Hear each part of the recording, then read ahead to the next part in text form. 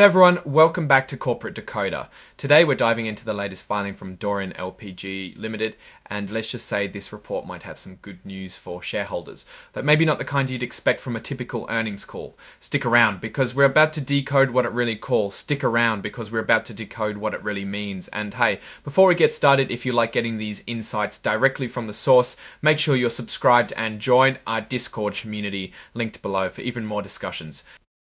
Alright, DORIAN LPG Limited has just dropped Form 8K with the SEC. Now this isn't your usual quarterly report detailing every single financial metric with painstaking detail. Instead, this is what they call a current report, filed to announce specific events that could be important for investors. Think of it as a company's way of giving you a heads up on key developments. The main date we're looking at here is August 1st, 2025. This is the day the company is officially telling the world about what's been going on. DORIAN LPG Limited is a company we've covered before. They operate in the very important but often unglamorous world of transporting liquefied petroleum gas, or LPG. Think of them as the ships that move this fuel around the globe. It's interesting to note their incorporation in the Marshall Islands, a common practice for many shipping companies due to a variety of factors, but it's part of their global structure. Their stock is traded on the New York Stock Exchange under the ticker LPG. If you're an investor or thinking about becoming one, this is the stock to watch. Now let's get to the juicy part. Under item 2.02, they're talking about their results for the quarter that ended on June 30, 2025. They've attached a press release that has all the details. This press release is key. It's where they're highlighting their performance, even though they're not filing a full-blown report with all the tables here. This press release usually contains the most important financial news. They're calling it furnished rather than filed, which is a technicality, meaning it's for your information, but they're not taking on certain liabilities related to this specific filing, which is pretty standard for this kind of announcement. Then we move to item 701. Which is about Regulation FD, or fair disclosure. This rule is all about making sure all investors get important information at the same time. It prevents companies from selectively sharing good news with a few people.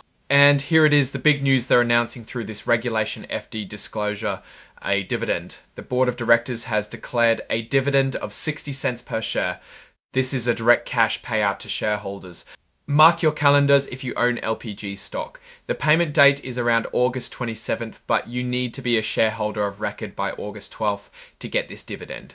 It's a pretty straightforward payment schedule. Now, they specifically call this an irregular dividend. This is an important detail. It means this isn't a regular, predictable payout that shareholders can count on every quarter. Companies pay irregular dividends for various reasons, often when they have extra cash on hand or want to give shareholders a bonus. This long sentence here is the classic legal disclaimer for dividends. It's basically saying that while they paid a dividend now, there's absolutely no guarantee they will in the future. It all depends on how the company is doing financially, how much debt they have, what they need money for, and any rules or agreements they're bound by. It's a way for the company to maintain flexibility. The most crucial exhibit here is exhibit 99.1, which is the press release itself. This is where all the detailed financial information for the quarter ending June 30, 2025 would be found. While we don't have the full press release text here, the 8K tells us the key highlights. Based on the dividend announcement, we can infer that the company likely had a profitable quarter, enough to afford returning cash to shareholders. Exhibit 104 is the standard cover page information in a special format called inline XBRL, which is designed to make financial data more easily searchable and analyzable for computers. This confirms the date of the filing and the period it covers. And it's signed off by Theodore B. Young, the Chief Financial Officer. This tells us the company's financial leadership is aware of and endorsing this information. So what's my take on this filing from DORIAN LPG Limited? The most significant piece of information here, even without the full press release details, is that dividend. A 75-cent per share dividend, especially an irregular one, signals a couple of things. First, the company is generating enough cash to do more than just cover its operating costs and ongoing investments. Second, the board feels confident enough in the company's financial health and future prospects to distribute some of that cash to investors. However, the fact that it's irregular means investors should always look at the underlying financial health in the press release and previous filings to understand if these dividends are sustainable or just opportunistic. The key here is to look beyond the dividend amount and examine the reasons behind it. Is it due to a one-time event or a fundamental improvement in their business? business. Without the full financial tables, it's hard to say definitively, but for shareholders, an unexpected dividend is generally a positive sign. The company is navigating the volatile shipping markets and still finding ways to reward its owners.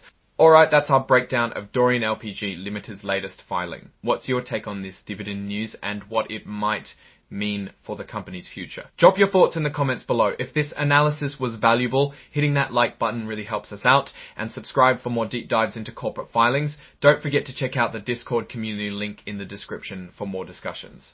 Thanks for watching, and we'll see you next time on Corporate Decoder.